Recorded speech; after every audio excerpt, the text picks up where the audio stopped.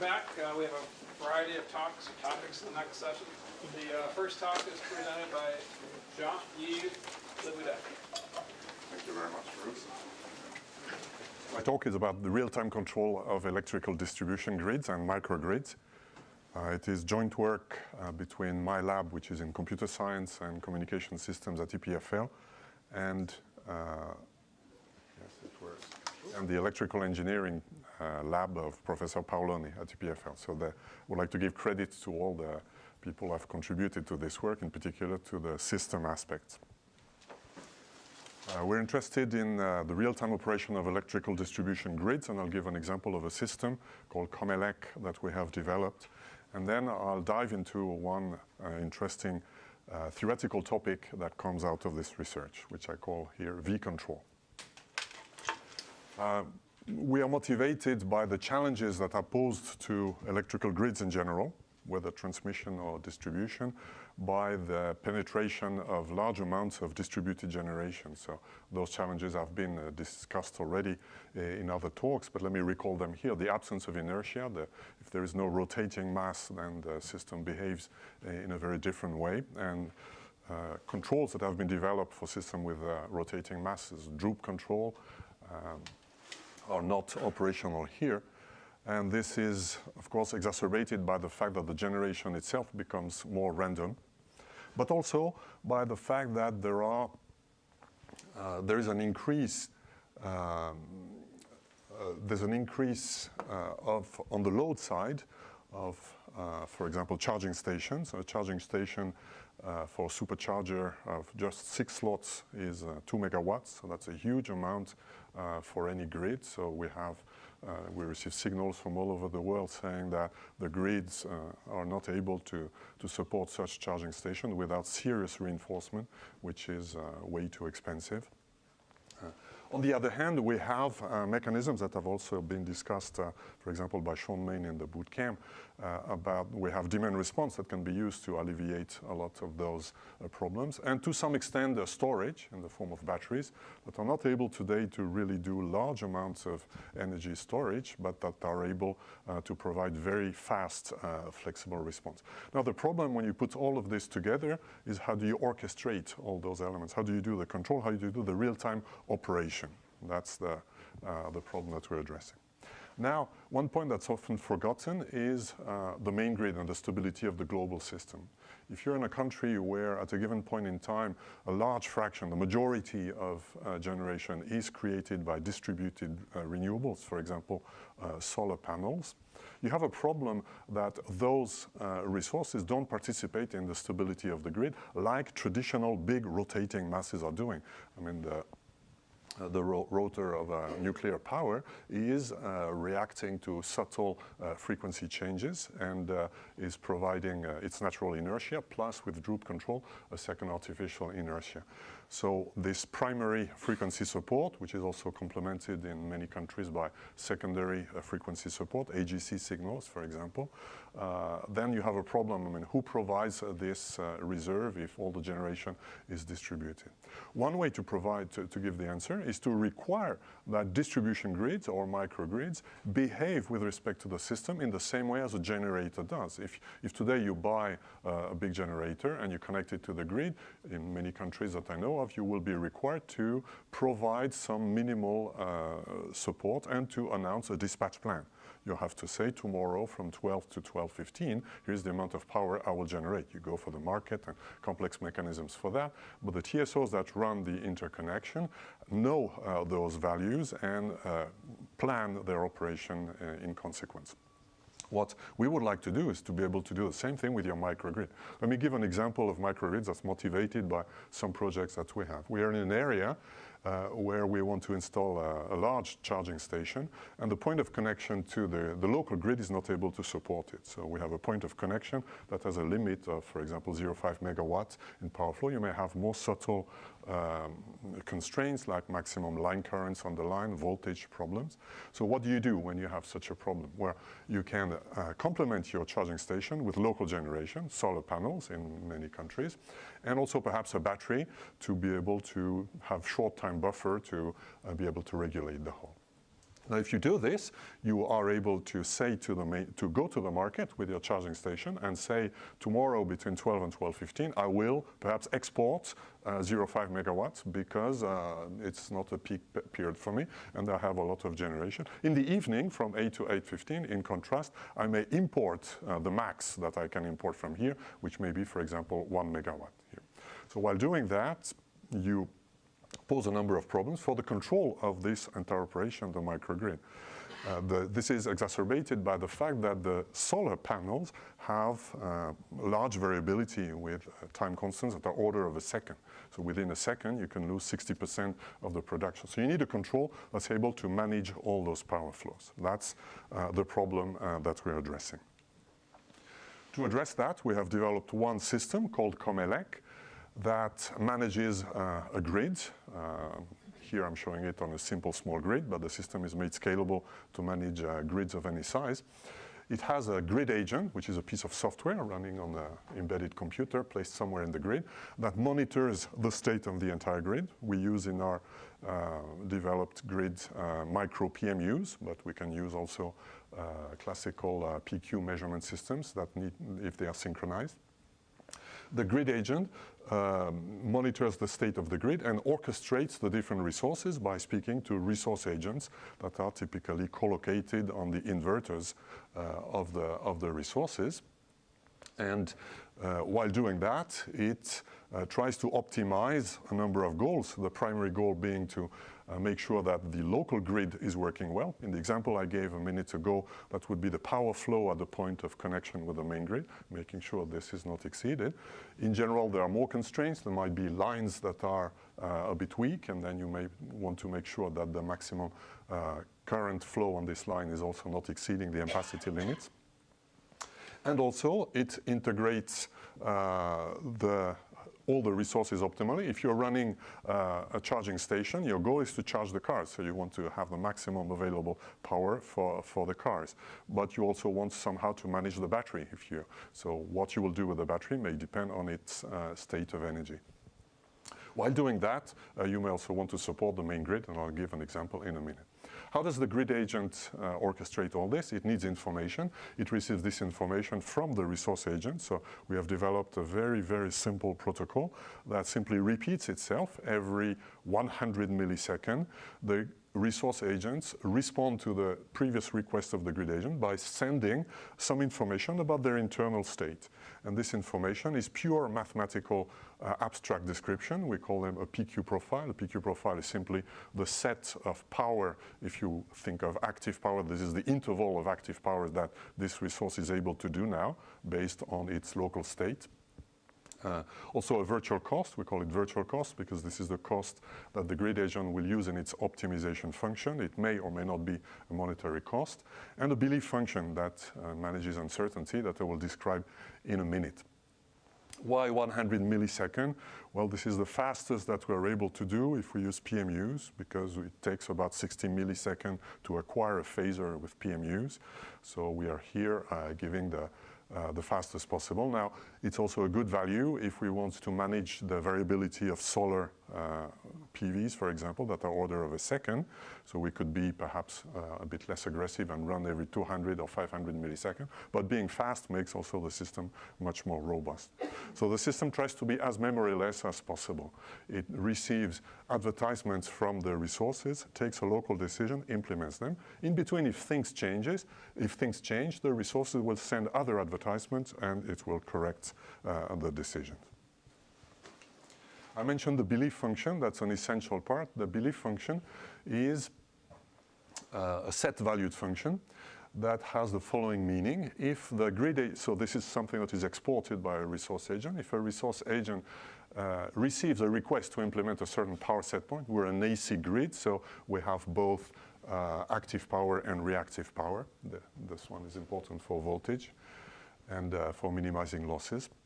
So if the grid agent instructs a resource to do a certain power set point, the resource will not usually do exactly this. for lots of reasons. First, we're in the real world, so anything we model is never exactly how reality is.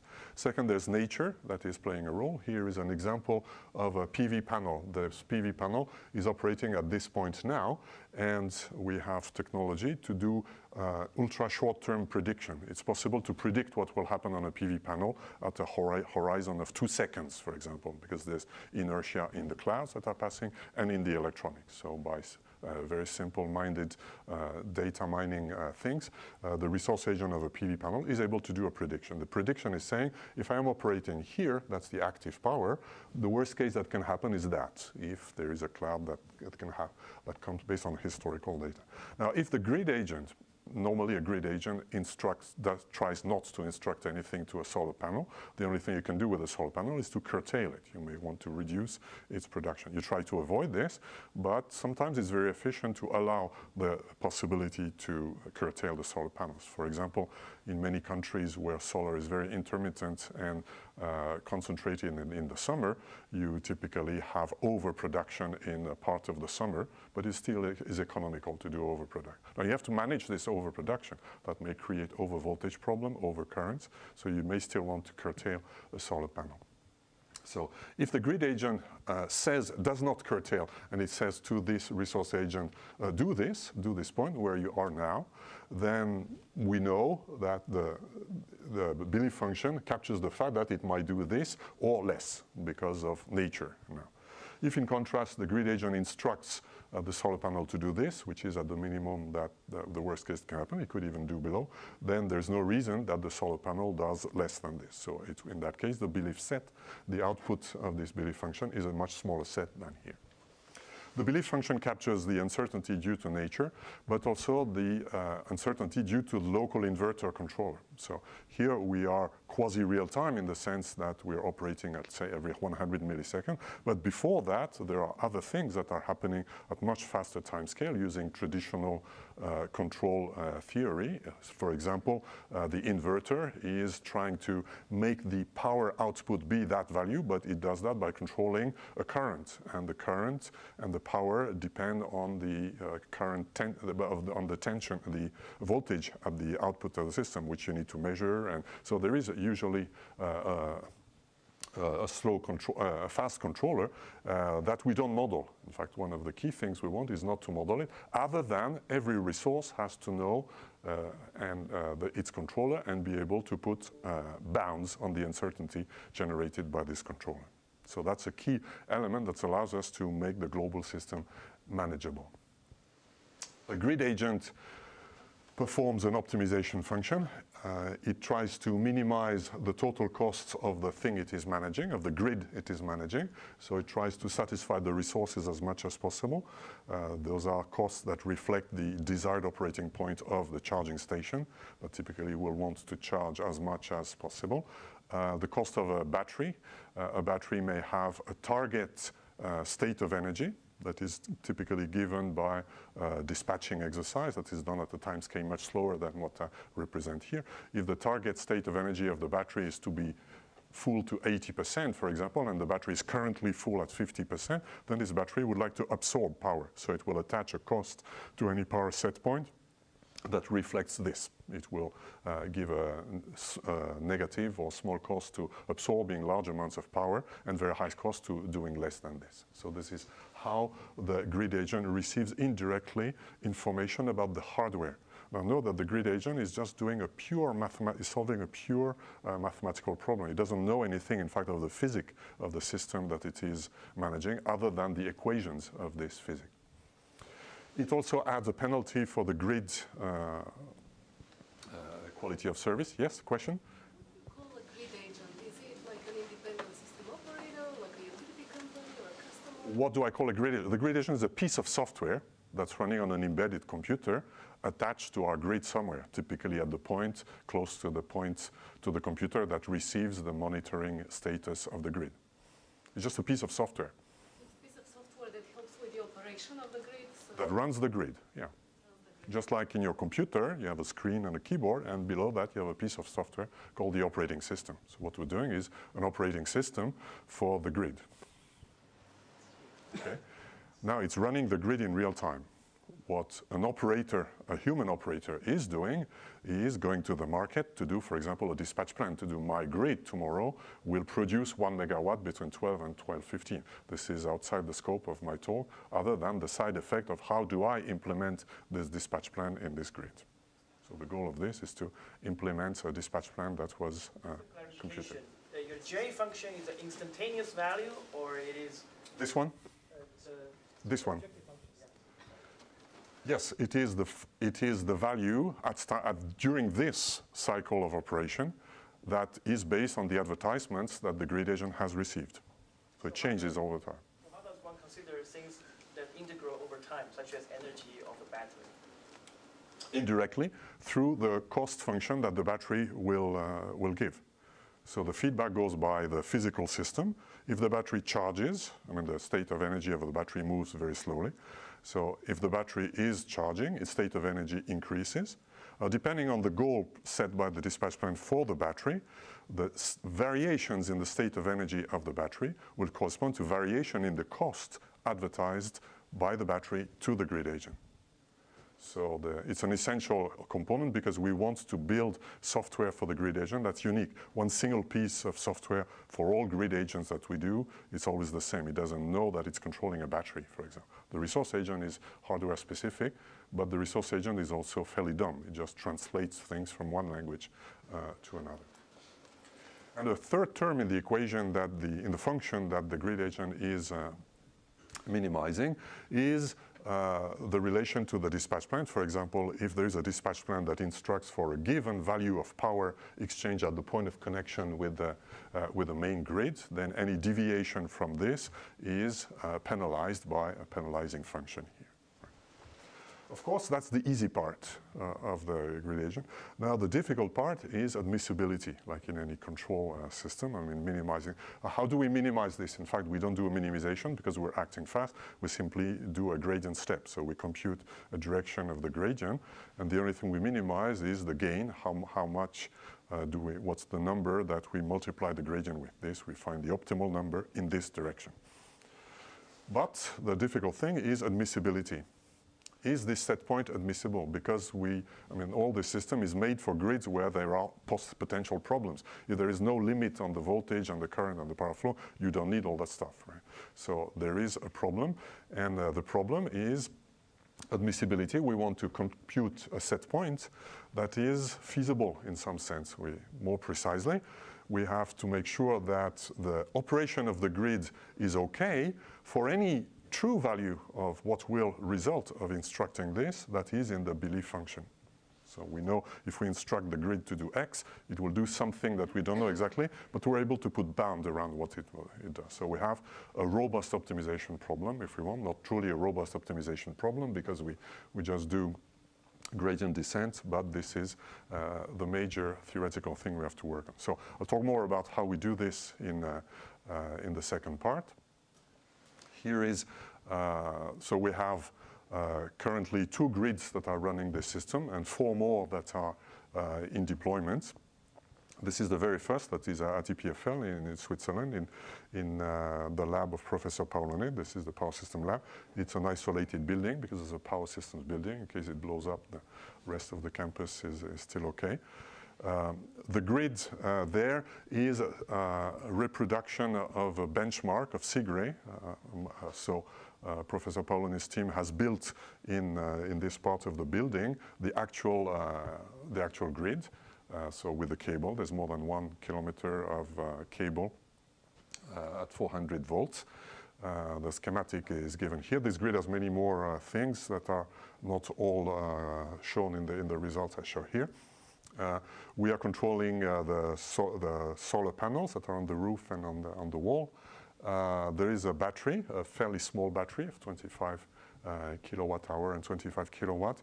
That is, we don't use a battery for storing energy from one day to the next. We use it really to manage the uncertainty of a dispatch plan, to use it as a buffer to be able to have optimal operation. We also have what we call a flex house, which is a big thermal load that represents a building with 7 rooms that uses a heating system. We also have a heat pump, fuel cell, and all the like, but I will not show results for that. Here is an example of a trace measured on this grid. This is showing here a dispatch plan. So the green line here is the dispatch plan. Now it's at time intervals of roughly 5 minutes. And we assume here that during this period the grid was exporting and importing nothing. Then there was a period where it was having negative injection. That means it's consuming. And this is what has been typically done in advance before the operation runs. Now, what is happening in real time is that so first we need to follow this dispatch plan, which is already a considerable change for the global system. If all the microgrids or significant fraction of microgrids are operated in this way, there is much more, it's much easier to forecast what will happen and to control the entire system. But we do also primary frequency support. This is the frequency that's measured by the PMUs, one of the PMUs that connects to the main grid.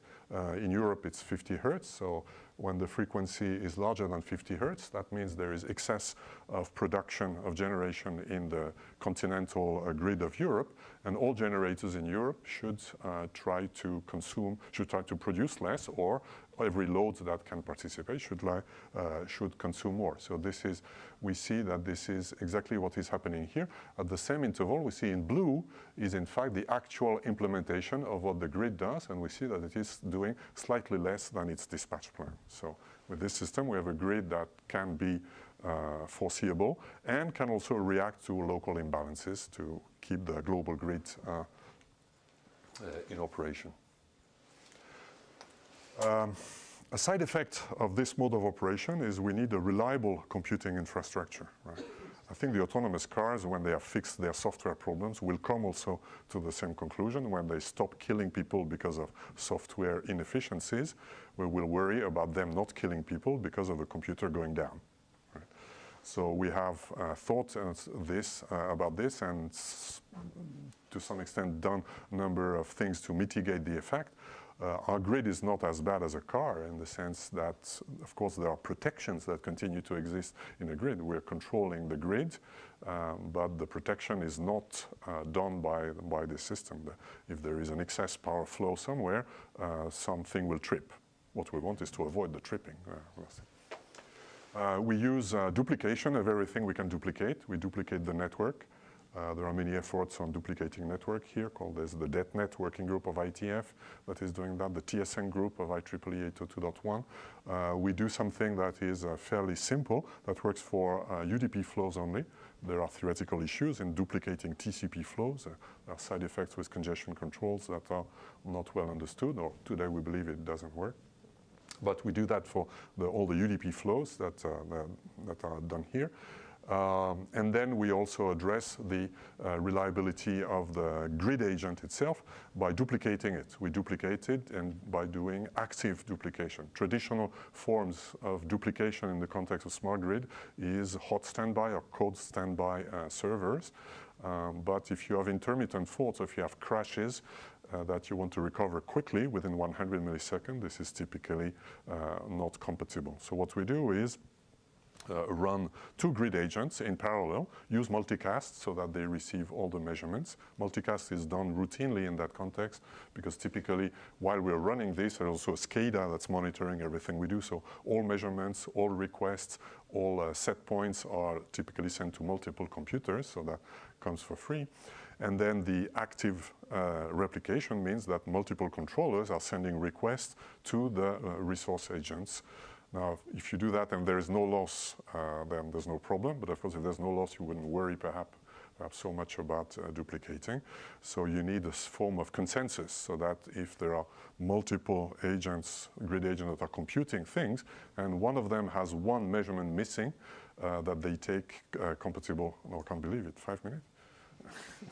Okay, so we do a lightweight form of consensus that has bounded latency. Then I will dive into, very quickly into the main theoretical problem we have here. of the admissibility test, which mathematically can be represented from the power flow equation. So V here is the electrical state, the state of the, can you give me 2 more minutes? Or? Yeah, 5 minutes, however you want to use it. Okay, thank you very much. The electrical state of the grid, that's the complex voltage phasors at every node, is mapped by the well-known load flow equations into the power injections. When I say injection, it's positive or negative, depending whether you have generator or the load. This load flow is quadratic, and the inverse problem, finding the electrical state of a grid given the power injection, is known as the load flow problem. It's a nasty problem that has 0, 1, or multiple solutions here. Now, the problem that the grid agent has is we don't know exactly what the injections will be, but we know the set in which they reside. And given the set in which they reside, we are controlling, in fact, the state of the grid by the power injections. But there's not a one-to-one mapping from the state from the injections to the state of the grid. So can we still control through S and make sure that the grid satisfies the voltage and ampacity constraints here? Mathematically, we formalize that by saying, I say that a domain, my uncertainty set, for example, a domain of the power injections is able to control the grid to remain in a set V, in short, is a domain of V control, if the following is true. Whenever we start in V, and we are sure that the power injections remain in S, and the trajectory in V space is continuous, we must stay in the state V. This is formally the mathematical problem we'd like. So we'd like to ask, when the grid agent decides for a set point X, it has to know whether the BLE function of X is a set that has this property or not. Now, of course, for this to be true, you need to be V control. You need that all the power injections are feasible. We know that from power flow theory that there might be injections that are not feasible. If you do that, that of course is stupid. But I skip quickly here this and show that it's not sufficient. Having a load flow solution is not sufficient. Even having a unique load flow solution is not sufficient. So you can find counterexamples. I give one here, where you have a unique load flow solution, but depending where you start, you end up in a non-feasible state or not. There is, however, a simple theorem that says this thing here. If the set of control states, of electrical states is open in the classical sense of the usual topology on this set here, and if the set of power injection is also open, and if there is a unique load flow solution for every S, then there must be V control. Right? That is very specific to the load flow equation. This result is not true for any system. It's very specific to the load flow equation. And in fact, it's related to non-singularity. If that happens, all the points in V, such that f of V is in S, are necessarily non-singular. And this is due to another result, that is this one here, which says that if a set of electrical state is a domain of uniqueness, that means the load flow equations are in injection, a one-to-one mapping from this set to the set of injection, then necessarily all those points are non-singular. The converse is true locally by the inverse function theorem, and this is true here simply because we have a quadratic function. If we would have a cubic function, that would not be true, but since we have a quadratic function, so it's true for all systems that have quadratic functions here. So non-singularity comes for free and follows from uniqueness. And then I will conclude on that by saying that here is how we solve our problem. We solve our problem by, we have a given set that we want to know whether it's admissible. So we try to construct an electrical state, a set of electrical states that satisfies the voltage and ampacity constraints. That is a domain of uniqueness. We use contraction mapping to make sure that for every S we have a solution. Thank you. I see Bruce becoming nervous, but I'm finishing here, promise.